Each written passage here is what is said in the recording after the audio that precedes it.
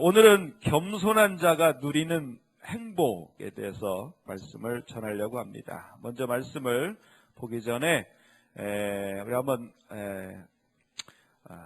따라서 하셨으면 좋겠습니다. 예수님을 믿기만 하는 사람이 아니라 예수님의 가르침을 믿고 따르는 제자가 천국에 들어간다. 성경에 이렇게 돼 있지는 않아요. 그런데 지금 이게 이제 앞으로 참 중요한 문제가 되는데, 예수님을 믿는데도 지옥 가는 사람이 있다는 거예요. 나더러 주여 주여 하는 자들마다 다 천국에 들어가지 않는다는 게 성경의 구절이에요. 그러면 대체 뭐가 더 필요하냐? 믿음으로만 된다는데, 근데 제가 성경을 쭉 보는 관점에 의해서 뭐냐? 예수님을 믿고 예수님의 말씀을 그대로 따르는, 예수님을 본받는 제자가 천국에 들어간다. 저는 그렇게 확신을 갖고, 저는 이제 우리 성도님들이 안 믿는 사람은 믿는 성도가 돼야 되고, 우리 성도들은 예수님을 그대로 믿고 따르고 본받는 제자가 되어야 된다. 그래서 그 초점으로 저는 제자를 만드는 과정으로 주일마다 예수님의 제자는 어떻게 살아야 될 것인가, 그 말씀을 전하려고 합니다. 목적은 단 하나, 저와 여러분 모두가 천국 가야지요. 예수님 재림하셨을 때 휴거 돼야지요. 그 휴거라는 소설에 보면요, 예수님 오셔서 휴거 다 됐어요. 근데 교회에 목사님도 남고 장로님도 남고 집사님들도 남고 남아있는 사람이 있다는 거예요. 실제로 그럴 수가 있다는 거예요. 왜? 믿기는 믿는데 제대로 믿지 않아서. 그래서 우리 모두 예수님의 참 제자가 되어야 되겠다. 오늘은 첫 번째, 예수님의 제자로서 첫 걸음이 뭐냐 하는 것, 가장 중요한 첫 단추가 오늘은 뭔가 말씀 보겠습니다. 마태복음 3장 13절에서 17절 말씀인데요, 읽어보겠습니다. 그때 예수님께서 갈릴리로부터 요단강에 오셨습니다. 예수님께서는 요한에게 오셔서 세례를 받으려고 하셨습니다. 그러자 요한은 이를 말리면서 말했습니다. 제가 예수님께 세례를 받아야 되는데 도리어 예수님께서 제게 오셨습니까? 예수님께서 대답하셨습니다. 지금은 그렇게 하자. 우리가 이와 같이 하여 모든 의의를 이루는 것이 옳다. 그제서야 요한이 예수님의 말씀을 따랐습니다. 예수님께서 세례를 받으시고 물 밖으로 나오시자 하늘이 열렸습니다. 예수님은 하나님의 성령이 비둘기처럼 자신에게 내려오는 것을 보셨습니다. 그때 하늘로부터 이는 내 사랑하는 아들이며 내가 기뻐하는 아들이다 라는 소리가 들려왔습니다. 아멘. 이 말씀은 예수님이 이 메시아로서 공생애를 시작하는 첫 번째 장면이 바로 오늘 이 말씀입니다. 세례 요한에게 세례를 받으시는 장면입니다. 세례 요한은 요단강에서 세례를 줬어요. 사람들이 세례를 받기 위하여 쫙 줄을 섭니다. 한 사람씩 세례를 주는 거예요. 그런데 세례 요한이 한 사람씩 세례를 주는데 딱 세례 받으려고 서 있는 예수님을 보자마자 세례 요한은 단번에 알았어요. 아, 이분이 내가 준비하고 기다리던 메시아시구나. 그래서 세례 요한은 예수님을 보자마자 어이쿠, 제가 세례를 오히려 예수님께 받아야 되는데 어떻게 세례를 받으시려고 이렇게 줄을 서 있습니까? 그래서 내가 세례를 받아야 되겠습니다. 그렇게 세례 요한이 예수님께 말렸습니다. 이때 예수님은요, 셋 중에 하나를 선택하셔야 돼요. 어떤 경우의 수가 있는가? 첫 번째 보면 세례 요한의 말대로 예수님이 요한에게 세례를 베푸시는 상황이 있을 수 있어요. 두 번째는 서로 세례를 베풀지 않고 서로 존중하는 그런 상황이 될 수도 있어요. 세 번째는 예수님이 세례 요한에게 세례를 받는 상황이 될 수도 있습니다.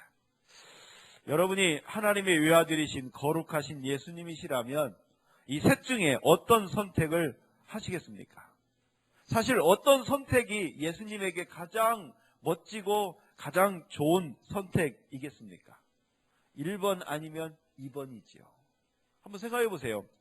유대의 모든 사람들이 세례 요한을 존경하면서 세례 요한에게 와서 머리를 조아리고 세례를 받아요. 그런데 예수님이 짠 하고 나타나더니 오히려 그 세례를 줬던 세례 요한이 예수님께 세례를 받아요. 그럼 예수님 얼마나 폼나겠어요. 저분이 누구길래 저렇게 세례 요한에게 세례를 주느냐. 이야, 모든 사람의 시선이, 세례 요한을 바라보던 그 시선이 예수님을 향해서 존경의 눈으로 바뀔 거예요. 예수님 입장에서는 얼마나 폼나요. 메시아로서 짠 하고 나타나는 것이죠. 그렇게 세례 요한에게 세례를 주는 것도 그렇고, 서로 다른 사람은 다 세례 요한에게 세례를 받는데 예수님은 서로 세례를 안 받고 서로 존중하는, 뭔가 동급으로 되는 것마저도 모든 사람 보기에는 예수님이 멋져 보이는 것이었어요. 그런데 우리 예수님은 그렇게 하지 않으셨어요. 1번, 2번 아니었어요. 예수님은요, 하나님의 외아들, 성자 하나님이십니다. 그런데 이 세례 요한에게 3번 세례를 받으시는 선택을 하셨습니다. 여기서 우리가 잠깐 세례를 어떻게 받는지 한번 생각해 볼까요? 아마 예수님은 요단 강가로 내려가셨을 겁니다. 그리고 가만히 서 계셨을까요? 아마 무릎을 꿇었을 거예요. 고개는 빳빳이 들고 있었을까요? 아니에요. 고개를 숙이셨을 겁니다. 물론 세례하는 방식이 침수, 보통 이제 침수를 어떻게 하냐면 쓰게 하고 그냥 뒤로 그대로 넘겨서 뒤에서 받아서 물속에 존봉 잠그는, 이게 이제 침례라고 합니다. 그래서 이제 침례교, 그다음에 순복음교인은 이렇게 세례를 합니다. 원래 성경은 이게 세례다, 그렇게 얘기를 합니다. 근데 그것은 성경적 근거가 없어요. 원래 구약적인 세례 방식은 뭐냐? 기름을 바르는 거예요. 머리에. 그게 왕을 세우는 것, 선지자를 세우는 방식이 그래요. 이게 저는 아마 분명히 이 세례도 머리에 기름을 바르듯이 그 세례수를 발랐을 것이, 지금 우리가 하는 세례처럼 됐을 거라고 생각을 합니다. 왜냐? 이 세례수가 좀 많으면 그게 효과가 있고 좀 적으면 효과가 없고 뭐 그럴까요? 그렇지가 않지요. 저는 우리가 받는 세례처럼 아마 예수님이 그렇게 머리를 조아리고 무릎을 꿇고 그렇게 세례를 받았어요. 거룩하신 성자 예수님께서. 이 얼마나 겸손하신 모습입니까? 정말 특별한 메시아이신 예수님이 보통 사람들처럼 그렇게 줄을 서시고 그렇게 무릎을 꿇고 고개를 숙이고 세례를 받으셨어요. 이게 예수님의 겸손한 모습입니다. 예수님의 공생의 첫 번째가 뭐냐? 바로 이 겸손함이었어요. 겸손함. 우리 예수님을 믿는 우리 성도는요, 첫 번째가 뭐냐? 바로 이런 겸손함을 배우셔야 돼요. 예수님이 이렇게 겸손하게 세례를 딱 받으니까 어떤 일이 벌어졌습니까? 하늘이 열리고 음성이 들렸어요. 이는 내 사랑하는 아들이고 내가 기뻐하는 자다. 여러분, 만약에 예수님이 거드름 피우고 내가 너한테 이 세례를 받아야 되겠어 이랬다면 어쩌면 하늘이 열리지 않았을 거예요. 그러나 우리 예수님이 겸손하게 그 세례를 받을 때 우리 하나님이 기뻐하시고, 그래서 하나님께서 하늘을 여시고 이는 내 사랑하는 아들이며 내가 기뻐하는 아들이다. 그 타이밍이 절묘하지 않아요? 세례를 받기 전에 하실 수도 있죠. 근데 세례를 받자마자, 물에서 나오자마자 하나님이 이렇게 하셨다는 것을, 하나님이 그렇게 겸손한 사람을 기뻐하신다는 거예요. 기뻐하신다. 그래서 우리 성도들은 겸손해야 됩니다. 성 어거스틴이라고 하는 유명한 신학자, 또 목회자, 이 사람이 이런 이야기를 했습니다. 모든 덕이 하늘에 오르는 사다리인데 겸손이 그 첫째 계단이다. 이 첫째 계단에 오르면 그 다음에는 위로 올라가기가 쉬운 것이다. 제가 어거스틴은 잘 모르지만 어거스틴이 왜 이 겸손을 첫 번째 계단, 하늘을 올라가는 첫 번째 계단이라고 했을까? 오늘 이 예수님의 말씀을 근거로 아마 했을 것이다. 저도 그렇게 생각합니다. 예수님의 첫 번째 모습이 뭐냐? 겸손이라는 거예요. 겸손. 바로 그래서 어거스틴도 첫 번째 천국에 오르는 계단이 겸손이다. 그렇게 말씀하신 것입니다. 그러므로 예수님을 믿고 예수님을 따르고 예수님을 본받으려고 하는 우리 제자는요, 겸손해야 됩니다. 그래서 우리 나중에 우리가 천국문에 가거나 또 우리 주님께 휴거되기 전에 기준, 첫 번째 기준이 뭐냐? 겸손하냐 하는 것이지. 그러면 겸손이 뭘까요? 사전에 보니까 남을 존중하고 자기를 내세우지 않는 태도가 겸손이라고 됐습니다. 다른 사람은 높여주고 자기는 낮추는 태도가 겸손입니다. 그래서 예수님의 제자인 바울 사도는 이렇게 말씀합니다. 빌립보서 2장 3절 말씀 읽겠습니다. 무슨 일을 할 때 이기적이거나 교만한 마음을 갖지 말고 겸손한 마음으로 나보다 다른 사람을 더 존중해 주십시오.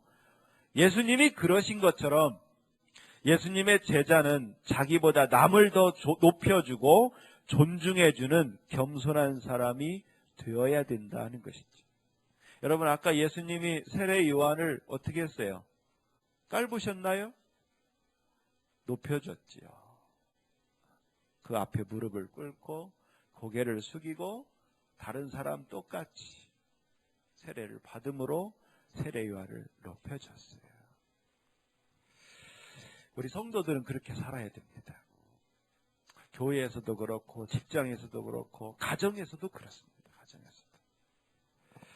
우리 한번 따라서 하겠습니다. 겸손하자. 겸손하자. 이것이 예수님을 배우는 제자의 첫 번째 모습이 겸손하는 거예요. 겸손. 그러나 세상 사람들은 어떻게 살아갑니까? 다른 사람보다 자기를 높이려고 애를 쓰면서 살아갑니다. 자기만 그런 게 아니에요. 자기만 높아지려고 하는 것이 아니라 세상 사람들은요, 자기 가족들도 다른 사람보다 높아지기를 원해요. 우리 남편이 더 높아지기를 바라요. 내 자녀가 다른 아이들보다 더 높아지기를 원해요. 공부도 더 잘하기를 바라고. 그게 다 뭐냐? 겸손해지지 않기 때문에 그렇다는 거예요. 다른 사람들을 자기 아래로 보고 싶은, 그리고 자기가 빛나고 싶은 그 이기적인 마음, 교만한 마음이 우리 인간에게 다 있다는 거예요. 그 교만함 때문에 우리가 그런 노력을 하는 거예요. 그러니까 교만한 사람은요, 다른 사람과 똑같아도 싫어요. 한번 해보세요. 야, 둘이 참 닮았어. 그러면 좋아할까요? 싫어합니다. 기분 나빠하고. 네. 그게 뭐냐? 나는 다른 사람보다 더 낫다라는 것들이 인정받고 싶은 마음이에요. 남들보다 더 잘나야 직성이 풀립니다. 그래야 자기가 더 돋보이고 자기가 의시될 수 있기 때문에.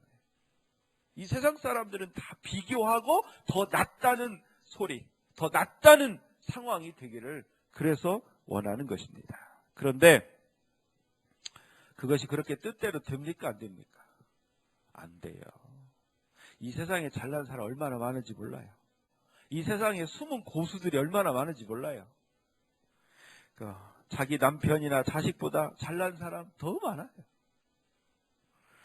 그러니까 자기 욕심만큼 높아지지 않고 채워지지 않습니다. 그러면 마음이 어때요? 열불나지요.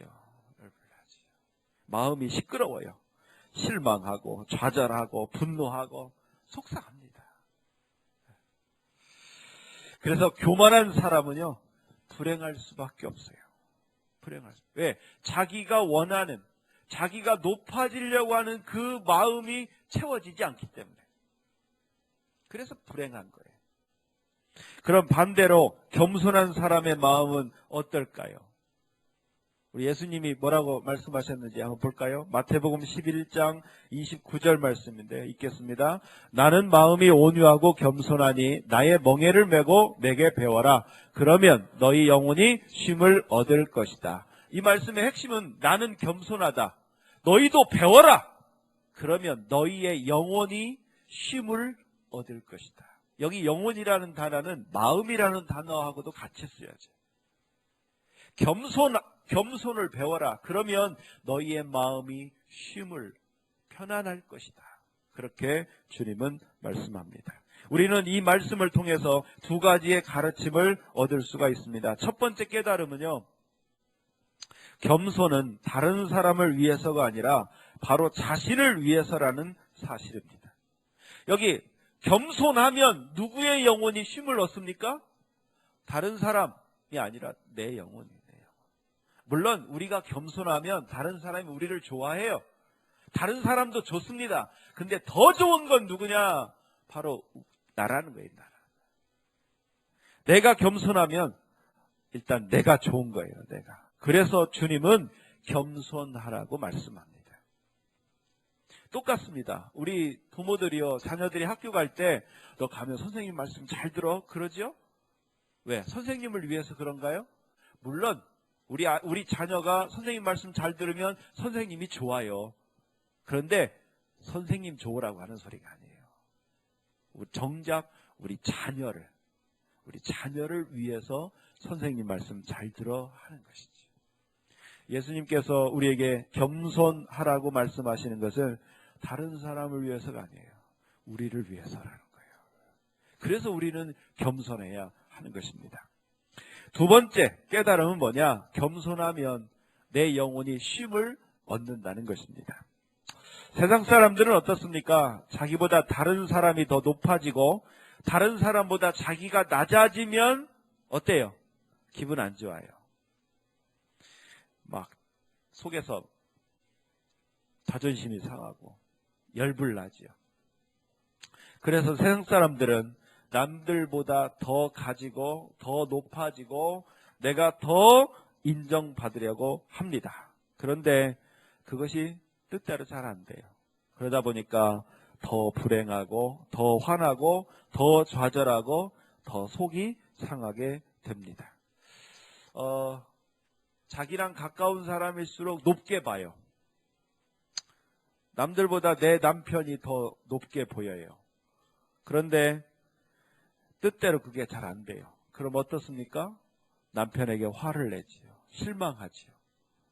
그래서 더 불행해지는 것입니다. 남들보다 내 자녀가 더 똑똑해 보여요. 근데 공부를 더 잘해야 못해요. 안 돼요.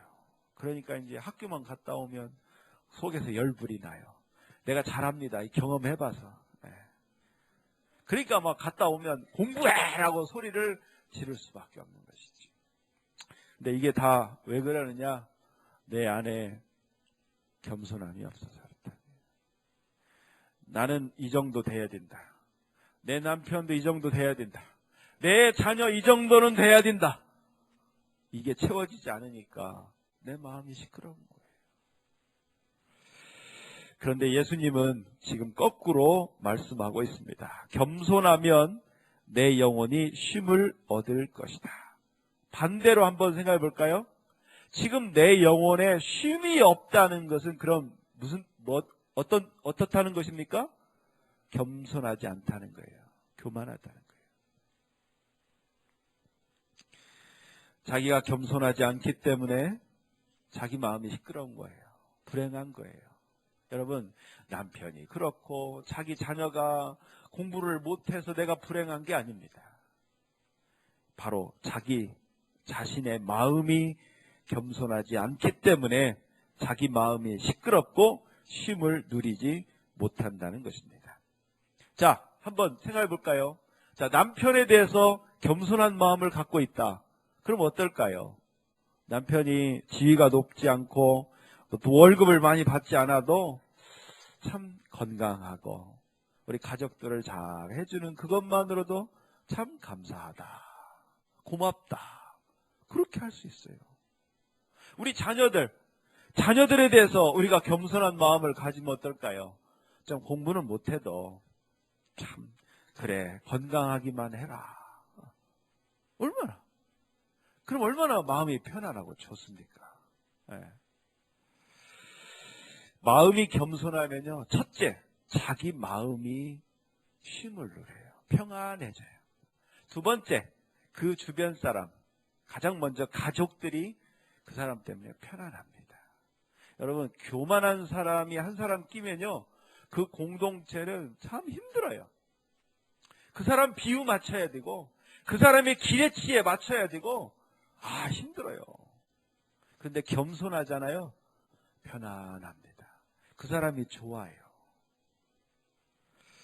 예수님의 제자는 그렇게 살아야 돼요. 겸손해야 됩니다. 겸손한 마음으로 자기도 편안하고 다른 사람도 편안하게 해주는 사람, 그 사람이 진짜 예수님의 제자입니다. 그런데 목사님, 나도 그러고 싶은데 그게 잘 안 되네요. 네, 여러분 그렇게 말하고 싶은 분들 계시죠? 그런데 겸손하지 못한 이유가 있어요. 여러분, 우리가 겸손하고 싶은데 우리 머리로는 겸손해야 된다는 거 아는데 그게 잘 안 돼요. 왜 안 되는지 아십니까? 자, 이 말씀 속에서 그 안 되는 이유가 뭔지를 한번 여러분들이 찾아보셨으면 좋겠어요. 야고보서 4장 10절 말씀 읽습니다. 주님 앞에서 스스로를 낮추면 주님께서 여러분을 높이실 것입니다. 그 다음 말씀, 그러므로 하나님의 전능하신 손 아래 자신을 낮추십시오.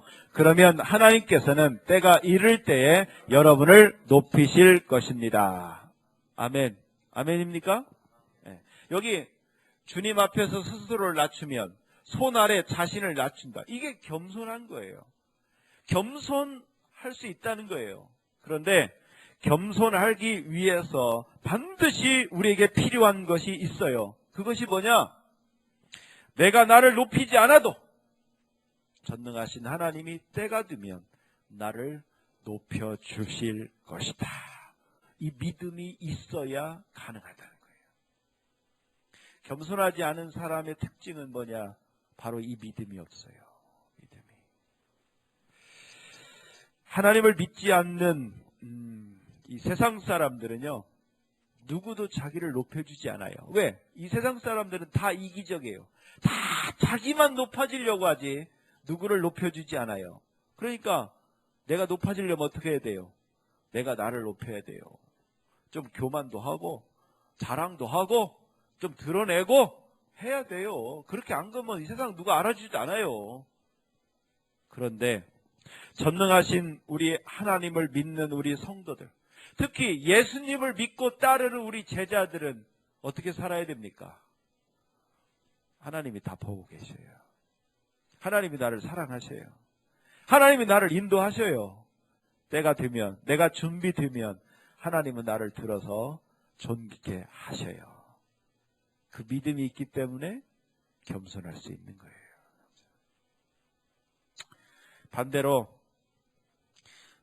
정말 겸손하지 못한 사람은 왜 그런가? 바로 이 믿음이 없기 때문에 그렇습니다. 그러니까 쉽게 말해서 여러분, 진짜 믿는 사람이 누구냐? 겸손한 사람이에요. 네. 믿기는 믿는데 겸손하지 않아요. 자기를 자꾸 드러내려고 하는 사람이 있어요. 왜? 그 진짜 믿음이 아직 없는 거예요. 오늘 이 시간 한번 여러분에게 한번 자문해 보세요. 난 정말 하나님께서 나를 인도하시고 나를 돌보시고 때가 되면 하나님께서 나를 존귀하게 하실 것이라는 믿음이 내 안에 있는가? 네. 이 믿음이 있으면요, 어떤 상황 가운데서도 겸손할 수 있어요. 근데 이 믿음이 없으면요, 기회를 봐요. 언제든지 나를 높이고 나를 드러내고 그럴 기회를 봐요. 그러니까 그 기회 보는 그 마음이 편하겠어요? 힘들겠어요? 힘들어요. 우리 예수님은 겸손하게 이 세상에 오시고 세례 요한에게 세례도 받으셨습니다. 그랬더니 어떻게 해요? 하나님께서 하늘문을 여시고 이는 내 사랑하는 아들이다, 내가 기뻐하는 아들이다 인정하셨어요. 그리고 나중에 이 세상의 그 어떤 이름보다 존귀한 이름이 되게 우리 예수님을 하나님이 세우셨어요. 여러분, 예수님은 스스로 세워주신 분이 아니에요. 하나님이 세워주셨습니다. 그렇기 때문에 예수님을 믿는 우리 제자는요, 예수님처럼 살아야 돼요. 낮아질 수 있어야 돼요. 겸손해질 수 있어야 됩니다. 그랬다가 잊혀지면 어떡해? 그랬다가 완전히 올라가지도 못하고 정말 허덕이면 어떡해? 그게 바로 믿음이 없는 생각인 거예요. 여러분, 우리가 어떤 구석에 있어도 주님이 우리를 사랑하시고 우리를 인도하시면 우리를 존귀하게 세워가실 것을 믿으시기 바랍니다. 다윗이 우리에게 그걸 잘 보여주고 있어요. 다윗은요, 아버지에게도 인정받지 못한 사람이에요. 사무엘 선지자가 다윗의 아버지 이새에게 말했습니다. 내가 당신 집에 가야 되겠어. 그래서 그 중에 왕을 뽑겠다고. 이새가 얼마나 기뻤을까요? 그래서 여덟 형제 중에 8명을 다 세운 게 아니에요. 맨 막내 다윗, 너는 가서 양이나 봐. 형들을 못 보는 양을 봐. 그리고 나머지 7형제를 쫙 목욕을 시키고 옷을 입히고 세워놨어요. 자, 아버지가 아들을 다윗을 인정한 거예요, 안 한 거예요? 다른 형들은 왕이 돼도 너는 왕감 아니야, 그런 거예요. 근데 사무엘 선지자가 하나, 둘, 셋 다 봤는데도 하나님이 아니라는 거예요. 그러니까 사무엘 선지자가 이상한 거예요. 아들이 혹시 또 있냐고. 있다고. 저 양치고 있다고. 얼른 데려오라고. 근데 딱 보자마자 하나님 마음에 합한 자다. 여러분, 어느 구석에 처박혀 있어도 하나님이 들어 쓰실 사람은 반드시 들어 쓰신다는 사실을 믿으시기 바랍니다.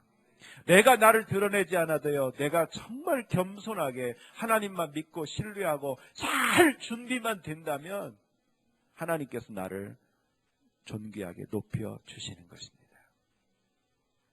그렇게 맘먹으면 이 세상 어떻게 살아요? 공부도 잘 안 하고 성공하지도 못하고 그러죠. 여러분, 성공하고 싶다고 성공하나요? 그렇지 않습니다. 우리의 초점은 성공에 가 있는 게 아니에요. 1등에 가 있는 게 아니에요. 내 삶에 최선을 다하는 데 가 있으면 돼요. 최선을 다하다 보면 결국 하나님이 그렇게 되게 하신다는 것이죠. 돈도 그래요. 막 돈을 얼마를 내가 벌겠다. 이건 세상적인 관점이에요. 장사하시는 분들, 내가 매출을 얼마나 목표 정하겠다. 이건 세상적 방식이에요. 우리는 어떤 목표를 정해야 되느냐?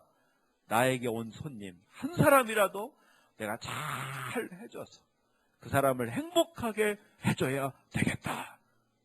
그렇게 맘먹으면 결국 그건 이루게 되는 것이죠. 직장에서도 그래요. 내가 어느 지위에 올라가야 되겠다. 그것은 세상적인 목표예요. 나에게 맡겨진 일, 나와 관련된 모든 사람들에게 내가 정말 잘해야 되겠다. 내가 맡은 일 최선을 다해서 정말 잘해야 되겠다. 그런 마음을 갖다 보면 인정받는 것이죠. 그러므로 우리 진짜 예수님을 믿는, 우리 예수님을 믿고 따르는 예수님의 제자는 항상 겸손해야 됩니다. 내가 다른 사람이 나를 높여주게 해야 돼요. 그래서 예수님의 제자인 바울 사도도 이렇게 말씀합니다. 에베소서 4장 2절 말씀 읽겠습니다. 항상 겸손하고 온유하며 마음을 너그러이 하여 참아주고 서로를 사랑으로 받아주십시오. 항상 겸손하고 온유해라. 이 세상은요, 이렇게 말씀하지 않아요. 자기를 피하래라. 자기를 드러내라. 자기를 포장해라. 그래야 사람들이 알아주지. 그렇지 않으면 안 알아주지 않는다. 이게 세상의 가르침이에요. 근데 오늘 예수님은 그렇게 말씀하지 않으시고 전능하신 하나님은 살아계십니다. 그리고 다 보십니다. 때가 되면 우리 성도들 한 사람 한 사람 인도하시고 돌보시고 존귀하게 하실 것을 믿으시기 바랍니다. 우리가 진짜 하나님의 뜻대로만 살아야 돼요. 성령님의 감동대로만 살면 됩니다. 그러면 반드시 하나님은 우리를 인도하시고 존귀하게 하실 것입니다. 믿습니까? 이걸 믿는 것이 진짜 예수님의 제자인 거.